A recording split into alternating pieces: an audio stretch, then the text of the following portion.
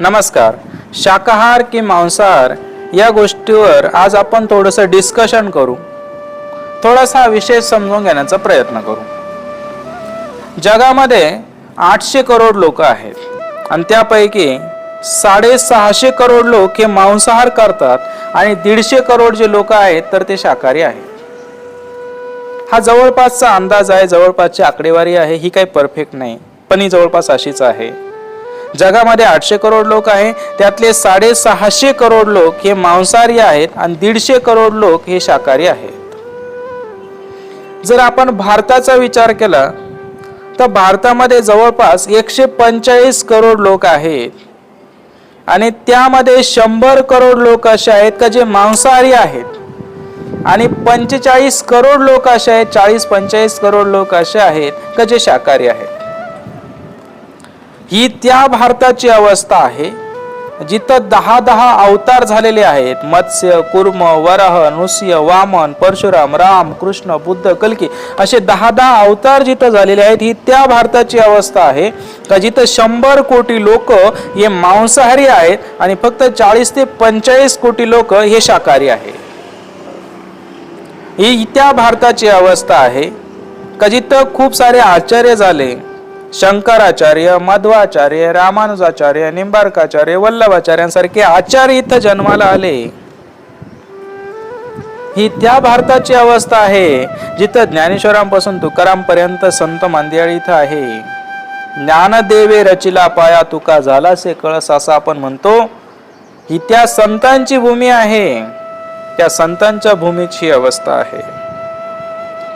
आणि भारतामध्ये जवळपास 100 कोटीच्या आसपास लोक मांसाहार करतात, 40 ते 45 कोटी लोक हे शाकाहार करतात आणि जगामध्ये 650 करोड लोक हे मांसाहार करतात आणि 150 करोडच्या आसपास हे शाकाहार करतात. म्हणजे मांसाहार करणाऱ्यांचं प्रमाण खूप खूप खूप जास्त आहे. 80% वर तर जगामध्ये मांसाहारच चालतो. आणि आपण आज तो टॉपिक निवडला आहे की शाकाहार करायचे की मांसाहार करायचा. आणि जगामध्ये 80% वर मांसाहार चालतो. कसा डिस्कस करावा हा टॉपिक आपण आज, मोठा प्रश्न आपल्या समोर उपस्थित होतो. जर आपण बाहेरचे देश आणि भारत यांना जर थोडंसं आपण जर त्यांची कंपॅरिझन केली ना तरी बाहेरचे देश जे आहेत ना कधी कधी मला चांगले वाटतात.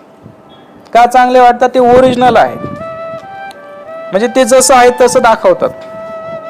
म्हणजे इंग्लंड, अमेरिका सारखे जे देश आहेत ना ते गाईला, बैलाला, म्हशीला कशाला देवही मानत नाही.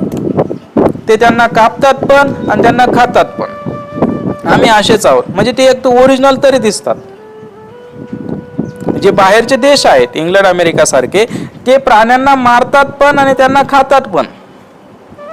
ते कशाला देव मानत नाही, म्हणून ते मला ओरिजिनल दिसतात. पण भारतासारखा जो देश आहे ना तर इथले लोक मला डुप्लिकेट वाटतात. आचार्य प्रशांत सरांनी पण एक ठिकाणी एक्सप्लेन केलेलं आहे. हे लोक डुप्लिकेट वाटतात. हे जे लोक आहेत ना यांच्यात दोघलपण आहे, डबल स्टँडर्ड आहे. कशावरून? आपण दिवाळीला गायीची पूजा करतो, वसुबारसला बैल पोळ्याला बैलाची पूजा करतो, ऋषीपंचमीला म्हशीचं दूध पितो, असे रेड्याची पूजा करतो. ज्ञानेश्वरांनी रेड्याच्या मुखी वेद बोलवले. आपण या सर्व प्राण्यांमध्ये देव पाहतो. गायीमध्ये 33 कोटी देव पाहतो. आणि जेव्हा हीच गाय दूध देण्याची बंद होते तेव्हा हीच गाय कसायाच्या दारात आपणच नेऊन बांधतो. हेच बैल, हेच वळू कसायाच्या दारात आपणच नेऊन बांधले. कत्तलखान्यापर्यंत आपणच पोहोचवले. म्हशीला, रेड्याला आपणच पोहोचवलं. नाही, पण ते कापतात. हो, ते कापतात पण ते पाळत नाही. आपण पाळतो. ते कापतात ठीक आहे पण ते पाळत नाही. त्यांना कापण्यासाठी देतं कोण? आपल्या खुट्याची गाय तर आतापर्यंत कोणी सोडून नेली नाही. आपल्या खुट्याचा बैल तर आपल्याला न विचारता आतापर्यंत कोणी सोडून नेलेलं नाही. त्यांच्या दारापर्यंत, त्या स्लॉटर हाऊस पर्यंत, कत्तलखान्यापर्यंत पोहोचवलं कोणी? आपणच तर पोहोचवलं. म्हणून म्हटलं आपलं डबल स्टँडर्ड आहे, आपण डुप्लिकेट लोक आहोत. आपणच तर पोहोचवलं ना. कारण गाई आपण पाळतो, बैल आपण पाळतो, म्हशी आपण पाळतो, रेडे आपण पाळतो. मग आपणच तर पोहोचवले कत्तलखान्यापर्यंत. हे आपलं डबल स्टँडर्ड आहे. आपण म्हणतो आम्ही यांना खाणार नाही. बरं ठीक आहे, पण एक्सपोर्ट केले त्याचं काय? जगात दुसरा तिसरा क्रमांक लागतो. आतापर्यंत दुसरा होता, आता तिसरा आहे. दुसरा तिसरा क्रमांक लागतो बीप एक्सपोर्ट मध्ये. बीप म्हणजे काय? बैलाचं, गाईचं, रेड्याचं, म्हशीचं जे मटण असतं ना, त्याला बीप म्हणतो आपण. आणि एक्सपोर्ट करण्यामध्ये आपला दुसरा तिसरा क्रमांक लागतो भारताचा. ही आपल्या भारताची अवस्था आहे.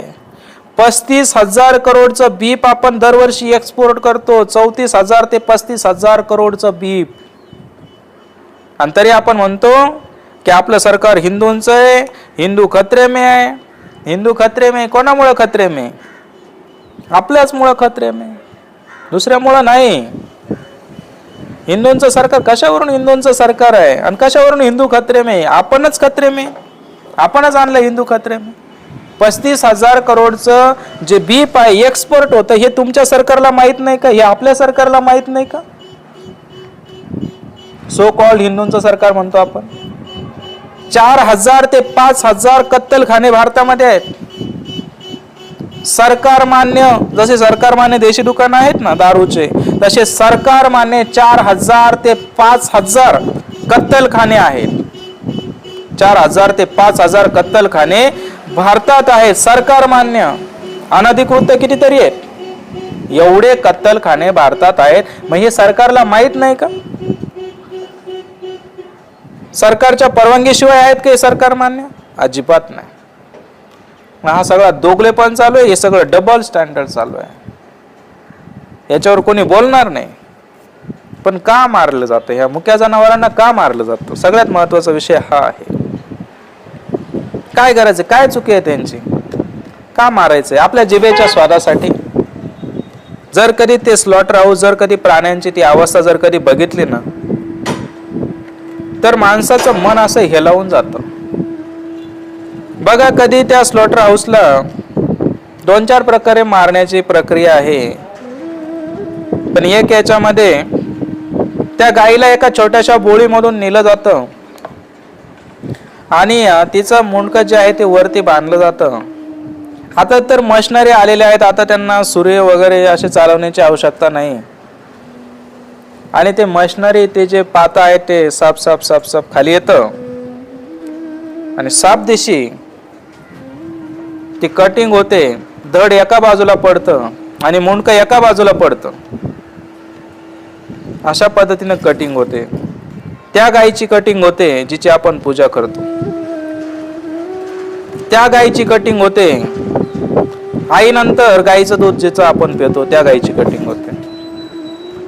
आपण फक्त बोलणारे पोपट झालो, करणारे नाही राहिलो. आपण फक्त गीता वाचणारे पोपट झालो.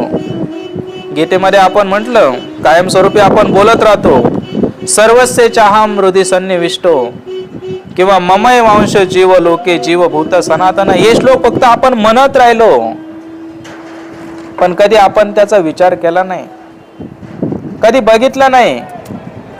त्या प्राण्यामध्ये खरोखर आपल्याला ईश्वर कधी बघता आला नाही, म्हणून ही अवस्था झाली. आपण फक्त म्हणत राहिलो पण आपल्याला कधी बघता आला नाही. त्या बकरांची तर इतकी अवस्था वाईट आहे.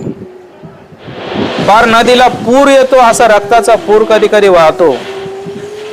त्या बकराचे 4 पाय बांधले जातात आणि त्या बकराच्या मानेवरती सुरी फिरवली जाते आणि तिथून जी रक्ताची चिळकांडी उडते ती त्या सो कॉल्ड देवावरती पडते आणि माणूस म्हणतो, देवा आमचा नवस पूर्ण कर. असा कुठला देव आहे का जो एखाद्या प्राण्याची बळी मागू शकतो? असा देव अस्तित्वात नाहीये. हे सगळे आपल्या जिभेचे चोचले आहे देवाच्या नावाखाली. जर असा एखादा देव असेल की जो प्राण्यांचा बळी मागत असेल तर तो देव आम्हाला नको. तो देव नाही राहू शकत. पण देवाच्या बाबतीत काय? देव नाहीच म्हणत आहे ना, हे सगळं आपणच केलेलं आहे. देवाला का मध्ये आणायचं? इतका असंवेदनशील माणूस झाला. जर कधी 2-4 तेलाचे थेंब आपल्या पायावर हातावर पडले ना, 8 दिवस दुखणं घेऊन बसतो आपण. पण उकळत्या तेलामध्ये माशाला टाकताना आपल्याला कधी काही संवेदना कधी जाणवलीच नाही. नाही जाणवले आपल्याला कधी संवेदना. उकळत्या पाण्यामध्ये कोंबडीला टाकताना तर आम्हाला कधी काही वाटलंच नाही, तिच्या मानेवर सुरी फिरवताना आम्हाला तर कधी काही वाटलंच नाही. जणू काय आमचा हा जन्मसिद्ध अधिकारच आहे या प्राण्यांना मारण्याचा. का मारतात या प्राण्यांना? या प्राण्यांना एवढ्यासाठी मारलं जातं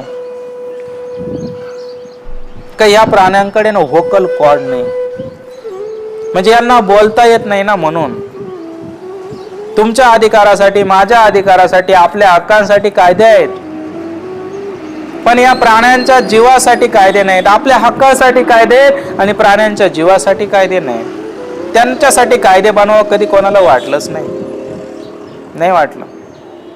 जणू काय त्यांचा जन्म मरण्यासाठी झालेला आहे. बरेच जण म्हणतात की सर, प्राणी आणि आपण, ते प्राणी आहेत, आपण माणसं आहोत, आपण वरच्या लेवलचे आहेत. हो, काय फरक आहे? काय उदात्त जीवन जगतोय आम्ही? प्राण्यांसारखं तर जीवन जगतोय आम्ही, दुसरं काय जीवन जगतोय?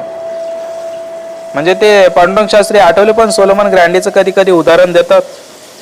ते म्हणतात की सोमवारी जन्म झाला, मंगळवारी मोठा झाला, बुधवारी शाळेत गेला, गुरुवारी लग्न झालं, शुक्रवारी मुलं झाले, शनिवारी आजारी पडला आणि रविवारी मेला. हे सोलोमन ग्रँडी सारखं जीवन आपण जगतोय. मग प्राणी तर तसंच जगतायत ना. मग तुम्ही जगा आणि त्यांनाही जगू द्या.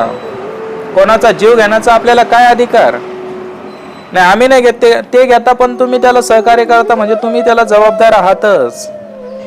या प्राण्यांना कधी त्रास देऊ नका, त्यांना जगू द्या. जगा आणि जगू द्या. प्राण्यांची काय चुकी आहे? त्यांनाही जगण्याचा अधिकार आहे. बरं, हे प्राणी ना इतके सहज आहेत ना, यांचा कधी कोणाला त्रास नाही. यांचं जीवन फक्त दुसऱ्याच्या उपयोगासाठीच आहे. यांनी कधी कोणाला त्रास नाही दिला. तुम्ही बघा, त्या प्राण्यांबरोबर इतकी सहज मैत्री होऊन जाते. तुम्ही एखाद्या कुत्र्याबरोबर मैत्री करा, सहज मैत्री आहे. मांजरी बरोबर मैत्री होते, बैलाबरोबर होते, म्हशी बरोबर होते, गाई बरोबर मैत्री होते. आणि ती रिअल मैत्री आहे बरं का, त्यांना फिल्टर नाही. तुम्ही एखाद्या माणसाची मैत्री करा, ती मैत्री वरवरच राहील. तुम्ही म्हणाल नाही एखादा माझा खूप जिगरी मित्र आहे, नाही, तसं काही नसतं बाबा. त्याचं चांगुलपणाचा मुखवटा एक दिवस उतरून जाईल. 2 वर्ष, 4 वर्ष, 8 वर्ष किती लागतील माहिती नाही, पण त्यानं एक मुखवटा घालून घेतलेला आहे प्रत्येक माणसानं. तो त्याचा चांगुलपणाचा मुखवटा उतरून जाईल आणि तुला कळेल तो खरा तुझा मित्र नाही. पण या प्राण्यांना कुठलाही फिल्टर नाही. हे तुमचे मित्र झाले, कायमचे मित्र झालेले आहेत. त्यांच्याविषयी संवेदना बाळगा. खूप चांगले असतात प्राणी, त्यांना मारून खाऊ नका, त्यांना जगू द्या. हीच गोष्ट मला तुम्हाला सांगायची आहे. आणि एकदा त्यांच्याशी मैत्री झाली ना की आपल्याला त्यांच्यापासून दूर जावंसं वाटत नाही. काही करू नका त्यांच्यासाठी, पण त्यांना कमीत कमी कापू नका. त्यांनाही जगण्याचा अधिकार आहे. आता बरेच जण म्हणतील की सर, जीवो जीवस्य जीवनम आहे, एक प्राणी दुसऱ्या प्राण्याला मारून खातो. हो, ठीक आहे ना, पण ही गोष्ट घडत होती 10,000 वर्षापूर्वी, जेव्हा शेतीचा शोध लागला नव्हता. आता आपण डेव्हलप झालो ना, मग आता आपण मनाने पण डेव्हलप झालो पाहिजे, आपला कॉन्शियस पण डेव्हलप झाला पाहिजे. आपल्याला प्राण्यांप्रती, निसर्गाप्रती, वृक्षांप्रती आपल्याला संवेदना वाटल्या पाहिजे. आपलं मन संवेदनशील बनलं पाहिजे, प्रगमनशील बनलं पाहिजे. आता मात्र ते जुनच घेऊन बसू नका का जीवो जीवस्य जीवनम. आता आपण काय केलं पाहिजे, यांच्या प्रती आपल्याला संवेदना तयार झालेच पाहिजे. कारण की तो तेव्हाचा काळ होता. आणि बरेचसे आपल्या बॉडीजला खाण्यासाठी प्रोटीन वगैरे काही घ्यायचं राहील तर नंबर ऑफ वेज आहेत, नंबर ऑफ पर्याय उपलब्ध आहेत. त्यामुळं प्राण्यांनाच मारून खाल्लं पाहिजे असं काही नाही. आता हे माझ्यासारख्या माणसानं कधीच आयुष्यात मटण खाल्लेलं नाही, मग आम्ही जिवंत नाही का? किंवा अजूनही बरेच लोक आहेत, मग ते जिवंत नाहीत का? आहेतच ना. त्यामुळं आपल्या स्वादासाठी, आपल्या जिभेच्या स्वादासाठी कोणाला मारू नका. मी खूप सारे आर्ग्युमेंट देऊ शकलो असतो, पण मला एवढं एकच सांगायचं आहे, एवढं एकच गोष्ट तुम्हाला कळली पाहिजे की आपल्या स्वादासाठी कुठल्या जीवाला मारू नका. आणि एवढं जर आपल्याला कळत असेल, आणि जर आपण शाकाहार आज नाही उद्या आपल्या मनाला एवढं जरी पटत जरी असेल कुठल्या जीवाला मारून खायचं नाही, तर मानवी आहार उत्तम आहार शाकाहार जो आहे तर तो तुम्ही भविष्यात स्वीकाराल. यासाठी जर स्वीकारणार असाल तर त्यासाठी मी माले सर तुम्हाला मनापासून शुभेच्छा देतो.